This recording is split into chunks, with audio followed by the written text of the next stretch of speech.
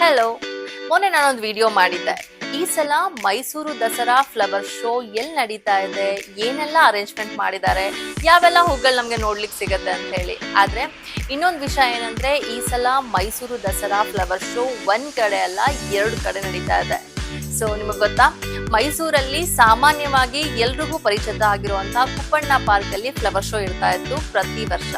ಆದ್ರೆ ಈ ವರ್ಷ ಫಸ್ಟ್ ಟೈಮ್ ಲಿಂಗಂಬೂದಿ ಬೊಟಾನಿಕಲ್ ಗಾರ್ಡನ್ ಅಲ್ಲಿ ಕೂಡ ಮೈಸೂರು ದಸರಾ ಫ್ಲವರ್ ಶೋ ನಡೆಸ್ತಾ ಇದ್ದಾರೆ.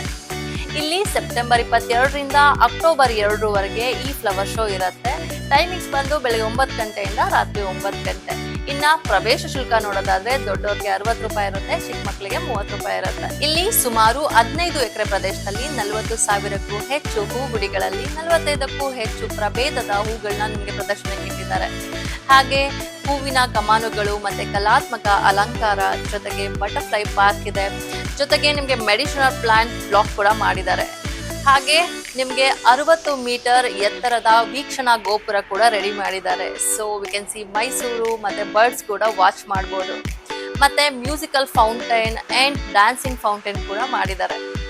ಲಿಂಗಂಬೂದಿ ಕೆರೆಯ ತಟದಲ್ಲಿರುವಂತಹ ಈ ಬೊಟಾನಿಕಲ್ ಗಾರ್ಡನ್ ಈಗ ಮೈಸೂರಿನ ದಸರಾ ಹಬ್ಬಕ್ಕೆ ಹೊಸ ಆಕರ್ಷಣೆ ಆಗಿದೆ. ಸೊ ಈ ಬಾರಿ ದಸರಾ ಫ್ಲವರ್ ಶೋ ನೋಡ್ಲಿಕ್ಕೆ ಬರೋರು ಕುಪ್ಪಣ್ಣ ಪಾರ್ಕ್ ಜೊತೆಗೆ ಈ ಲಿಂಗಂಬೂದಿ ಗಾರ್ಡನ್ ಫ್ಲವರ್ ಶೋನ ಕೂಡ ತಪ್ಪದೆ ಭೇಟಿ ಮಾಡಿ.